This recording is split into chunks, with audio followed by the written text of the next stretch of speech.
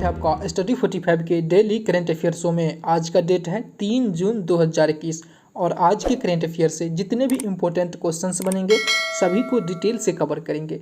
तो आइए शुरुआत करते हैं। इससे पहले आज का मोटिवेशनल कोट देखते हैं।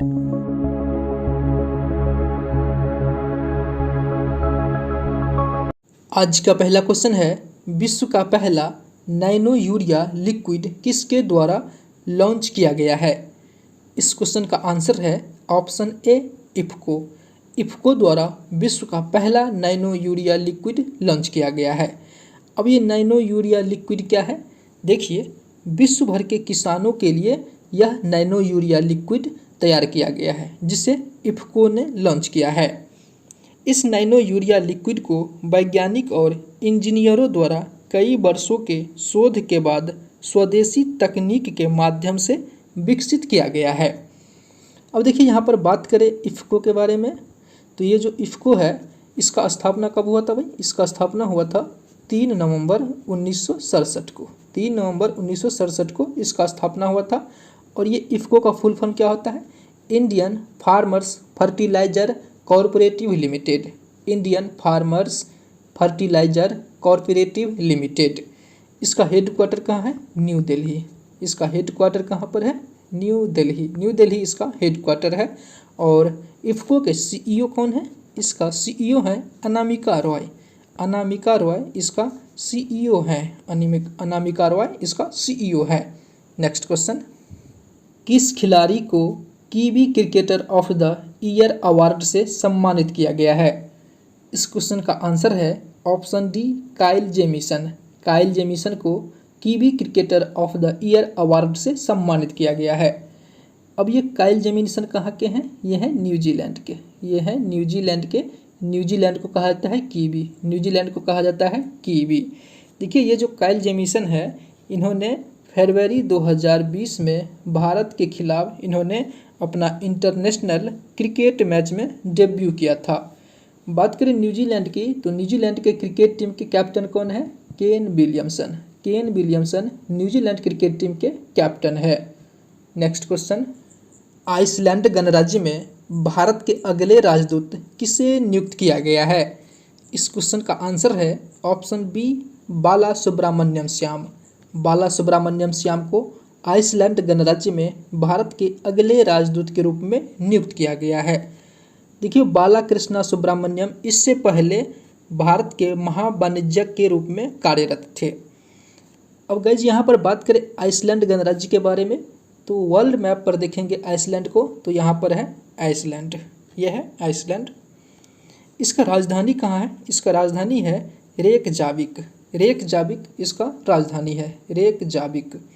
बात करें यहाँ का करेंसी क्या है? यहाँ का करेंसी है क्रोना। यहाँ करेंसी है क्रोना। कोरोना नहीं, क्रोना। कोरोना यहाँ का करेंसी है। यहाँ के प्रेसिडेंट कौन है?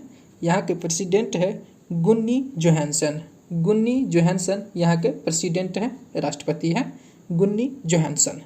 नेक्स्ट क्वेश्चन, राष्ट्रीय मानवाधिकार आयोग के अध्यक्ष किसे नियुक्त किया गया है? इस क्वेश्चन का आंसर है option A, justice Arun Kumar Mishra. Justice Arun Kumar Mishra को राष्ट्रीय मानवाधिकार आयोग के अध्यक्ष के रूप में नियुक्त किया गया है। अब गाइज, यहाँ पर बात करें जस्टिस अरुण कुमार मिश्रा के बारे में, तो ये हैं सुप्रीम कोर्ट के रिटायर जस्टिस। सुप्रीम कोर्ट के रिटायर जस्टिस है। ये हैं मध्य प्रदेश के रहने वाले हैं, मध्य प्रदेश के जबलपुर के रहने वाले हैं। इन्होंने जस्टिस HL दत्तू के जगह पर राष्ट्रीय मानवाधिकार आयोग के अध्यक्ष बने हैं। इससे पहले जस्टिस HL दत्तू थे राष्ट्रीय मानवाधिकार आयोग के अध्यक्ष। और इसमें देखिए, ये जो डॉक्टर राजीव जैन और महेश कुमार मित्तल हैं, ये बने हैं राष्ट्रीय मानवाधिकार आयोग के सदस्य बने हैं। ये दोनों राष्ट्रीय मानवाधिकार आयोग के सदस्य बने हैं। अब गाइज, यहाँ पर बात करें राष्ट्रीय मानवाधिकार आयोग के बारे में, तो ये क्या है? ये है एक स्वतंत्र वैधानिक संस्था। ये है एक स्वतंत्र वैधानिक संस्था। यह संविधान द्वारा दिए गए मानवाधिकार जैसे जीवन का अधिकार, स्वतंत्रता का अधिकार, समानता का अधिकार की रक्षा करता है। ये इसकी स्थापना कब हुआ था? इसका स्थापना 12 अक्टूबर 1993 को हुआ था। 12 अक्टूबर 1993 को इसकी स्थापना हुआ था। बात करें इसका हेड क्वार्टर कहाँ है, इसका हेड क्वार्टर है न्यू दिल्ली। न्यू दिल्ली इसका हेड क्वार्टर है।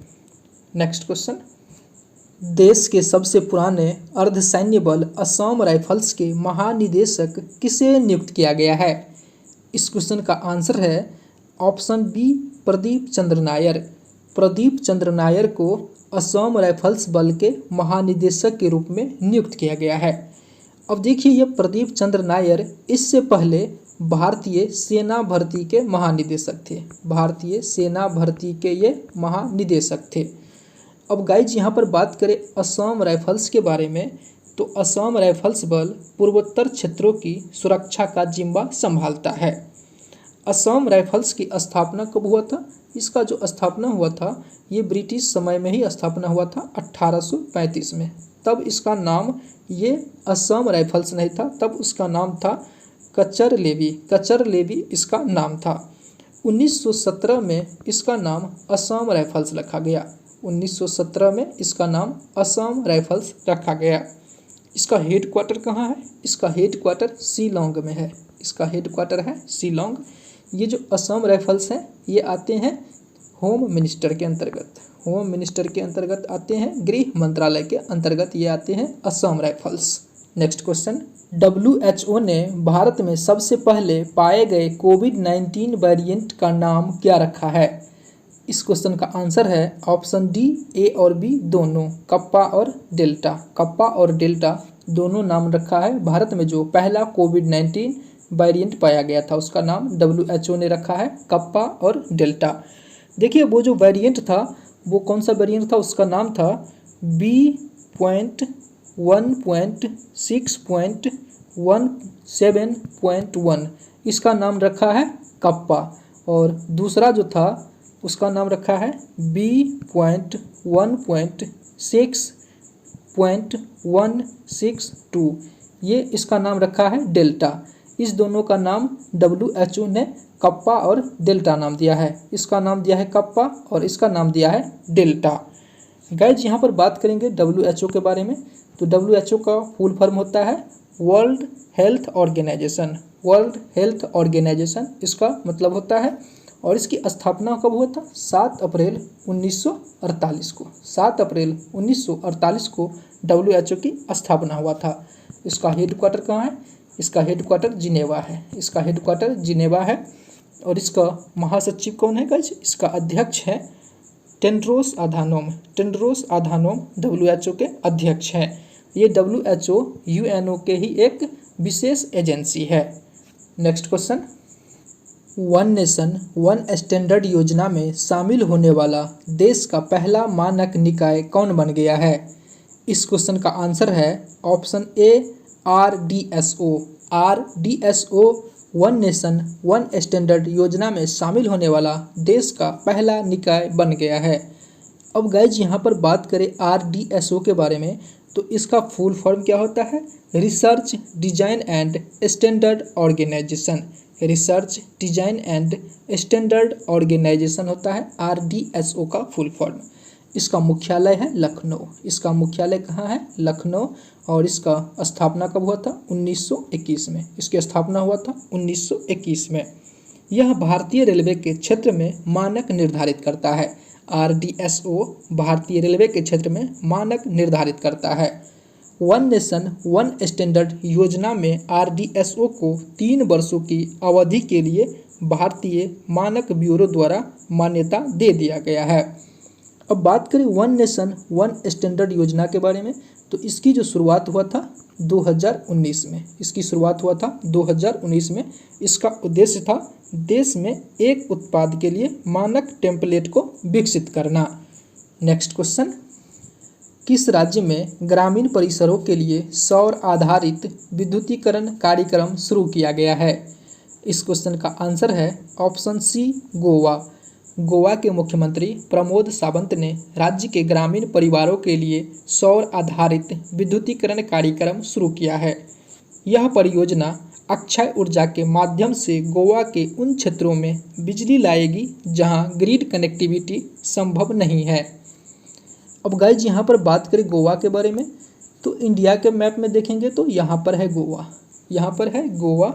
गोवा जो है भारत का 25वां राज्य बना था। गोवा भारत का 25वां राज्य बना था 30 मई 1987 को। 30 मई 1987 को गोवा भारत का 25वां राज्य बना था। गोवा की राजधानी कहाँ है? पणजी। गोवा की राजधानी है पणजी। और यहाँ के सीएम का नाम क्या है? यहाँ के सीएम का नाम है प्रमोद सावंत। प्रमोद सावंत यहाँ के सीएम का नाम है। और यहाँ के राज्यपाल कौन है? यहाँ के राज्यपाल हैं भगत सिंह कोश्यारी। भगत सिंह कोश्यारी गोवा के राज्यपाल हैं। और ध्यान पर रखिए, ये महाराष्ट्र के भी राज्यपाल हैं। भगत सिंह कोश्यारी महाराष्ट्र के भी राज्यपाल हैं और गोवा के भी राज्यपाल हैं। बात करें गोवा में विधानसभा सीट कितना है, तो 40 विधानसभा सीट है गोवा में। और लोकसभा सीट 2 है और राज्यसभा सीट 1 है। देखिए गोवा में जो है पुर्तगाली सबसे लास्ट में गए थे गोवा से। सबसे पहले पुर्तगाली गोवा आए थे और आखिर में गोवा से पुर्तगाली ही गए थे। गोवा को जो भारत में मिलाया गया था उसमें एक ऑपरेशन चला था। उस ऑपरेशन का क्या नाम था? ऑपरेशन विजय। ऑपरेशन विजय के तहत गोवा को भारत में मिलाया गया था। नेक्स्ट क्वेश्चन, भारतीय उद्योग परिसंघ के सीईओ कौन बने हैं? इस क्वेश्चन का आंसर है option A TB Natarajan. TB Natarajan भारतीय उद्योग परिसंघ के सीईओ के रूप में नियुक्त किया गया है। अब देखिए ये टीबी नटराजन इससे पहले टाटा स्टील लिमिटेड के एमडी और सीईओ थे। टाटा स्टील लिमिटेड के सीईओ और एमडी थे ये टीबी नटराजन। बात करें भारतीय उद्योग परिसंघ की, तो इसका स्थापना कब हुआ था? 1895 में। 1895 में इसका स्थापना हुआ था। और इसका प्रेसिडेंट कौन है? उदय कोटक। उदय कोटक इसके प्रेसिडेंट हैं। नेक्स्ट क्वेश्चन, इसाक हरजोग किस देश के राष्ट्रपति बने हैं? इस क्वेश्चन का आंसर है ऑप्शन बी इजराइल। इजराइल के राष्ट्रपति बने हैं इसाक हरजोग। ये 11वें नंबर के इजराइल के राष्ट्रपति बने हैं। इनसे पहले इजराइल के राष्ट्रपति कौन थे? रियूबेन रिवलिन। रियूबेन रिवलिन इससे पहले इजराइल के राष्ट्रपति थे। बात करें इसाक हरजोग के पार्टी का नाम क्या है? इनके पार्टी का नाम है लेबर पार्टी। ये है लेबर पार्टी के प्रमुख। अब गाइज बात करें इजराइल के बारे में, तो वर्ल्ड मैप में देखेंगे इजराइल कहाँ पर है, तो यहाँ पर है इजराइल। ये है मैप इजराइल की। इजराइल की कैपिटल कहाँ है? यरूशलेम। यरूशलेम इजराइल के कैपिटल है। और यहाँ के करेंसी का क्या नाम है? यहाँ का करेंसी का नाम है न्यू शेकल। न्यू शेकल यहाँ के करेंसी का नाम है। और यहाँ के पीएम कौन है? यहाँ के पीएम है बेंजामिन नेतन्याहू। यहाँ के पीएम का नाम है बेंजामिन नेतन्याहू। और यहाँ के संसद का नाम है द नेसेंट। द नेसेंट यहाँ के संसद का नाम है। दोस्तों ये था आज का इम्पोर्टेंट करेंट अफेयर। अगर आप लोगों को वीडियो पसंद आया तो लाइक कमेंट शेयर ज़रूर करिए। अगर आपने अभी तक चैनल को सब्सक्राइब नहीं किया है तो सब्सक्राइब कर लीजिए। धन्यवाद। मिलते हैं नेक्स्ट वीडियो में, तब तक के लिए जय हिंद।